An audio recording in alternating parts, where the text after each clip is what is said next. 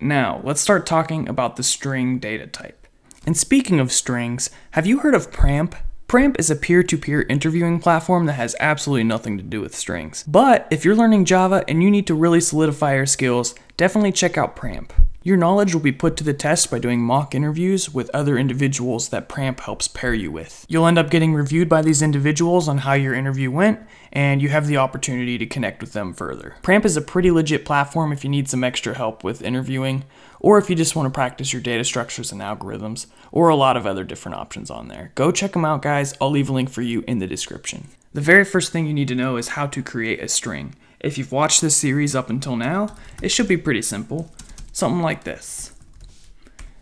And you should also notice that we don't have to say new string, although that is possible. So I could say new string, and then inside of these parentheses pass a string literal like hey, for example. Java has just made our life a little bit more convenient in that we don't have to do this here. That's not always going to be the case when working with objects, but strings are one of the exceptions where they just make our life a little bit easier and we can just keep it simple like this. So in this scenario, the constructor method is going to be called behind the scenes. It's going to work exactly the same way. And we can work with X just like we would if we said new string and put the value hello. So what you need to notice is that string is actually started with a capital letter. That is in contrast to the primitive values like int or double. And that is because we're not creating a primitive value. String is not a primitive, it is a class. So what we're doing is we're making an object, an instance of a class.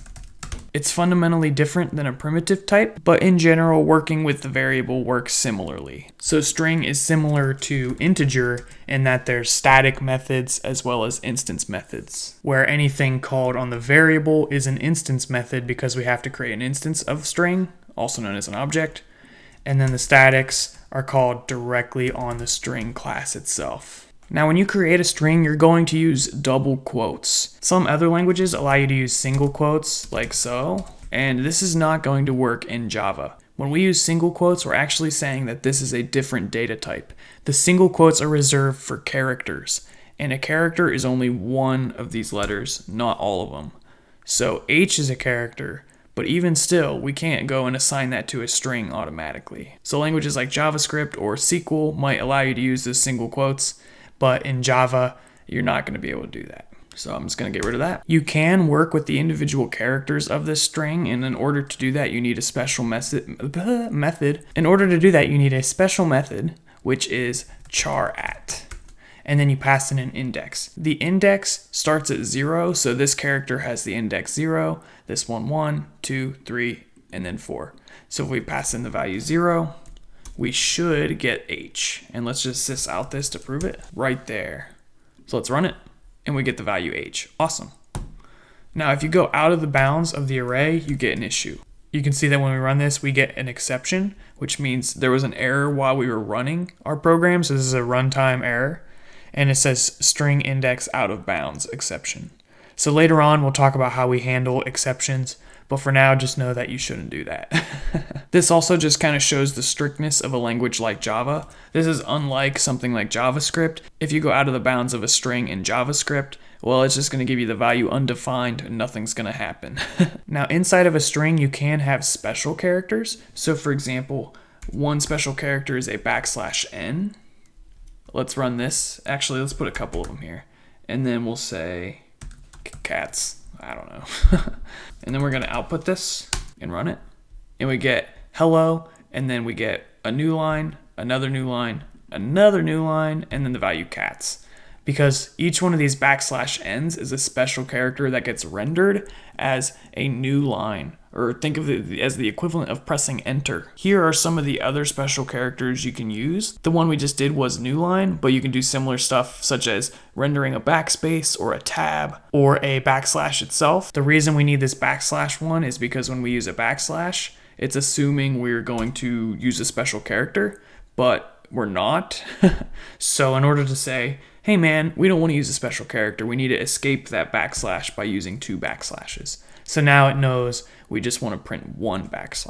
So that's pretty cool. Hello cats. The next thing I wanted to talk about is how you can concatenate strings. So if you're outputting something, you can put strings in here like X, and you can use the plus sign, which is going to concatenate two strings. And concatenate just means combining one string with another string. So I could say and dogs. And I'm just gonna put a space here and just kind of clean this up just a little bit. So let's run this, and it says hello cats and dogs. This one is just printing the original value. Don't worry about that. And the important thing to know here is that this concatenation does not affect the variable X. If we were to do something like X plus equals and puppies, well, now what we should get when we output this, we should get hello cats and puppies, because this is actually going to change the variable X. So let's run this, and we get hello cats and puppies. So that is in the variable. The one hello cats and dogs is not actually changing the variable. The only thing that's happening is we're creating a new string here, and that string is getting passed into print line. X is not affected. This system of concatenation with this plus operator does work for some scenarios, but there's actually another way you can do this, and which one you prefer is totally up to you. The other way is to use String.format, which will allow you to kind of templatize your string and fill in variables in different spots. So to do String.format, you just say String.format, and then in here you pass a string which defines that format. So for example, I could say hello %s, and then this %s is going to be another variable. So let me just clean this up a little bit. So we're going to say we have a string name and set that equal to Caleb. And then what we can do is we can fill in the variable Caleb to this %s by saying name like that. All right, and then what we need to do is we need to print this thing like so, and then run it. Okay, I got an error. Oh, I got a little bit too many curly braces there. I was scrolled over so I didn't see them, and I thought I deleted them, but they were just sitting there. All right, let's run this. All right, and you can see it says hello Caleb. So that's the basics of the String.format. It can get a little bit more complicated though, so if you really want to know, just look up String.format if you're trying to make some more complex strings. Which way to do it is totally up to you. The last thing I wanted to mention to you guys is just how to get the length of a string. So for example, if I do name.length, and this is a method, it's going to return an int of how many characters is in this string. So if we're getting name.length, it should return 5. Let's just output it and see if that's what we get. And you can see we get the value 5.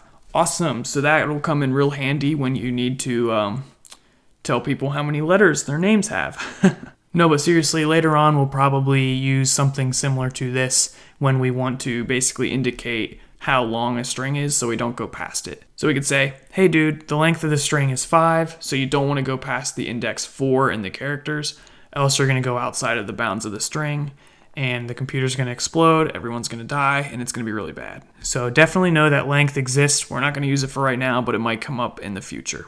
It's definitely a very common method, and you'll definitely want to know how to use it. In Java, this is a method. In some other programming languages, it's just a property, which would just be accessed without those parentheses. But just a side note, you're going to want to keep those parentheses there.